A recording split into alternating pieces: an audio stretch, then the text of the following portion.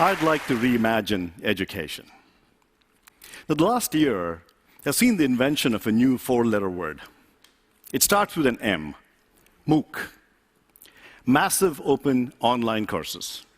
Many organizations are offering these online courses to students all over the world, in the millions, for free. Anybody who has an internet connection and the will to learn can access these great courses from excellent universities and get a credential at the end of it. Now, in this discussion today, I'm going to focus on a different aspect of MOOCs. We are taking what we're learning and the technologies we are developing in the large and applying them in the small to create a blended model of education to really reinvent and reimagine what we do in the classroom. Now, our classrooms could use change. So here's a classroom at this little three-letter institute in the northeast of America, MIT. And this was a classroom about 50, 60 years ago, and this is a classroom today. What's changed? The seats are in color. Whoop-de-doo. Education really hasn't changed in the past 500 years. I mean, the last big innovation in education was the printing press and the textbooks. Everything else has changed around us. From healthcare to transportation, everything is different, but education hasn't changed. It's also been a real issue in terms of access. So what you see here is not a rock concert. And the person you see at the end of the stage is not Madonna.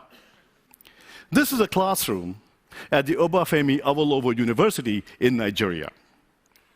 Now, we've all heard of distance education. But the students way in the back, 200 feet away from the instructor, I think they're undergoing long-distance education.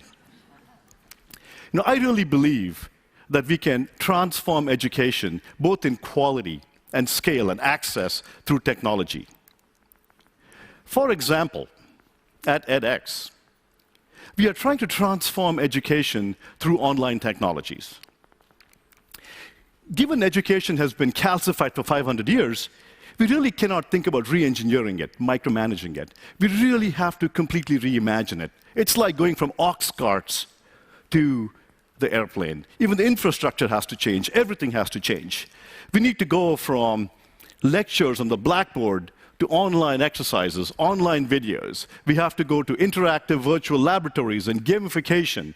We have to go to completely online grading and peer interaction on discussion boards. Everything really has to change. So at edX and a number of other organizations, we are applying these technologies to education through MOOCs to really increase access to education. And you heard of this example where when we launched our very first course, and this was an MIT Hard Circuits and Electronics course about a year and a half ago, 155,000 students from 162 countries enrolled in this course. And we had no marketing budget. Now, 155,000 is a big number. This number is bigger than the total number of alumni of MIT in its 150-year history. 7,200 students passed the course, and this was a hard course. 7,200 is also a big number. If I were to teach at MIT 2 semesters every year, I would have to teach for 40 years before I could teach this many students. Now, these large numbers are just one part of the story. So today, I'm going to discuss a different aspect, the other side of MOOCs, take a different perspective. We are taking what we develop and learn in the large and apply it in the small to the classroom to create a blended model of learning. But before I go into that, let me tell you a story.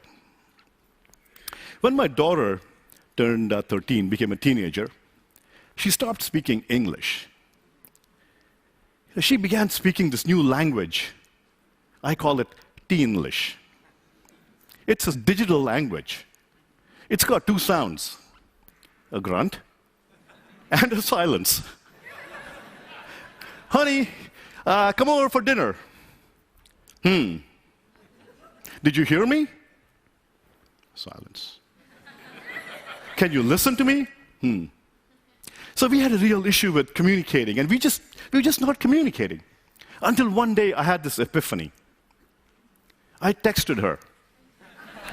I got an instant response. I said, no, that must have been by accident. She must have thought, it's some friend of hers calling her. Then I texted her again. Boom, another response. I said, this is great. And so since then, our life has changed. I text her, she responds. It's just been absolutely great.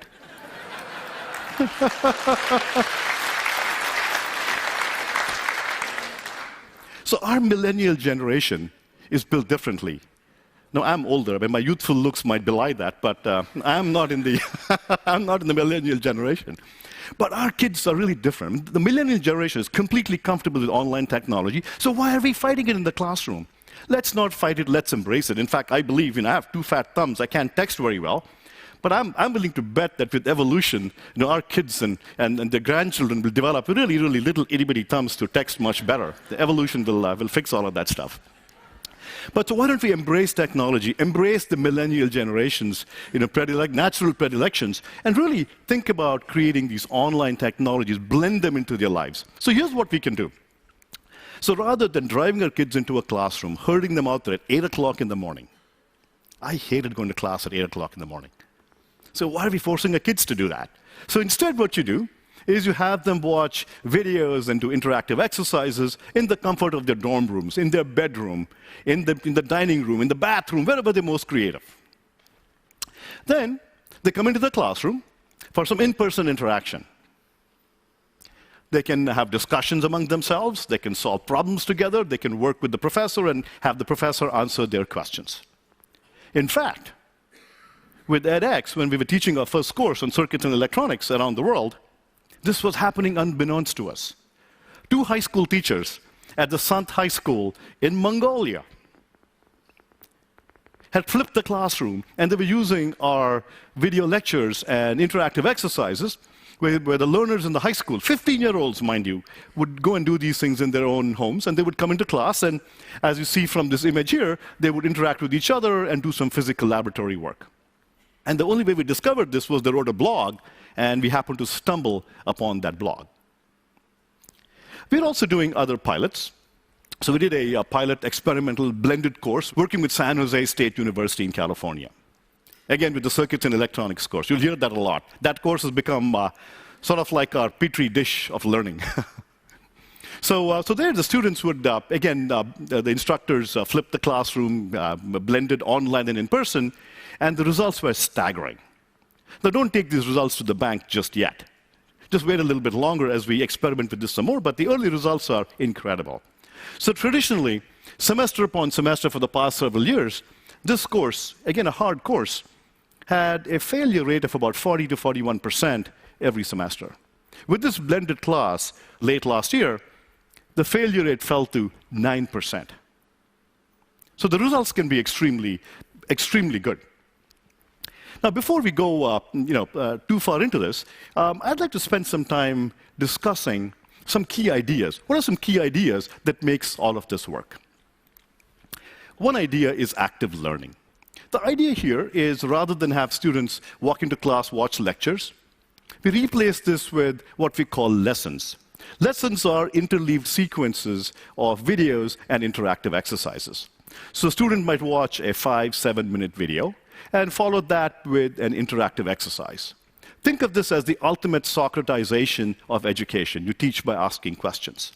And this is a form of learning called active learning, and really promoted by a very early paper in 1972 by Craig and Lockhart, where they said and discovered that learning and retention really relate strongly to the depth of mental processing. Students learn much better when they are interacting with the material. The second idea is self-pacing.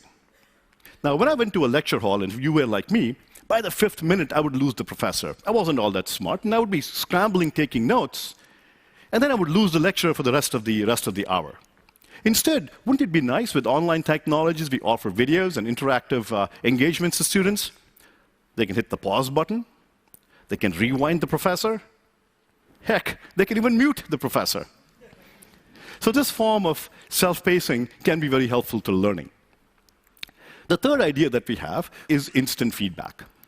With instant feedback, the computer grades exercises. I mean, how else do you teach 150,000 students? Your computer is grading all the exercises. And we've all submitted homeworks, and your grades come back 2 weeks later. You've forgotten all about it. I don't think I've still received some of my homeworks from my undergraduate days. Some are never graded.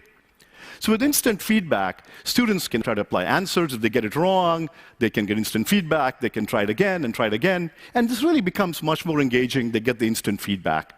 And this little green check mark that you see here is becoming somewhat of a cult symbol at edX. Learners are telling us that they go to bed at night dreaming of the green check mark. In fact, one of our learners who took the circuits course early last year, he then went on to take a software course from Berkeley at the end of the year. And this is what the learner had to say on our discussion board when he just started that course about the green check mark. Oh God, have I missed you. When's the last time you've seen students posting comments like this about homework? My colleague Ed Berchinger, who heads up the physics department at MIT, has this to say about instant feedback. He indicated that instant feedback turns teaching moments into learning outcomes. The next big idea is gamification. All learners engage really well with interactive videos and so on. They would sit down and shoot alien spaceships all day long till they get it. So we apply these gamification techniques to learning, and we can build these online laboratories. How do you teach creativity? How do you teach design? We can do this through online labs and use computing power to build these online labs. So as this little video shows here, you can engage students much like they design with Legos. So here the learners are building a circuit with Lego-like ease. And this can also be graded by the computer. Fifth is peer learning. So here we use discussion forums and discussions and Facebook-like interaction, not as a distraction, but to really help students learn. Let me tell you a story. When we did our circuits course with the 155,000 students, I didn't sleep for 3 nights leading up to the launch of the course. I told my TAs, okay, 7 by 24, we're going to be up monitoring the forum, answering questions. I had answered questions for 100 students. How do you do that for 150,000? So one night, I'm sitting up there at 2 a.m. at night, and I think there was this question from a student from Pakistan. And he asked a question, and I said, okay, let me go type up an answer. I don't type all that fast, and I begin typing up the answer. And before I can finish, another student from Egypt popped in with an answer. Not quite right, so I'm fixing the answer. And before I can finish, a student from the US had popped in with a different answer. And then I sat back fascinated. Boom, boom, boom, boom. The students were discussing and interacting with each other, and by 4 a.m. that night, I'm totally fascinated, having this epiphany. By 4 a.m. in the morning, they had discovered the right answer. And all I had to do was go and bless it, good answer.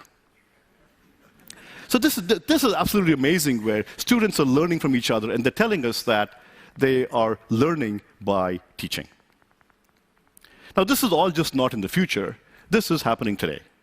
So we are applying these blended learning pilots in a number of universities and high schools around the world, from Tsinghua in China to the National University in Mongolia to Berkeley in California, all over the world. And these kinds of technologies really help. The blended model can really help revolutionize education. It can also solve a practical problem of MOOCs. The business aspect. We can also license these MOOC courses to other universities, and therein lies a revenue model for MOOCs, where the university that licenses it with the professor can use these online courses like the next generation textbook. They can use as much or as little as they like, and it becomes a tool in the teacher's arsenal. Finally, I would like to have you dream with me for a little bit. I would like us to really reimagine education. We will have to move from lecture halls to e-spaces. We have to move from books to tablets like the Akash in India, or the Raspberry Pi, the $20. The Akash is $40. We have to move from bricks and mortar school buildings to digital dormitories.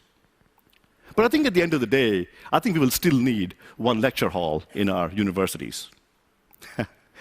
Otherwise, how else do we tell our grandchildren that, your grandparents sat in that room in neat little rows like corn stalks and watched this professor at the end, talk about content, and you didn't even have a rewind button. Thank you. Thank you. Thank you.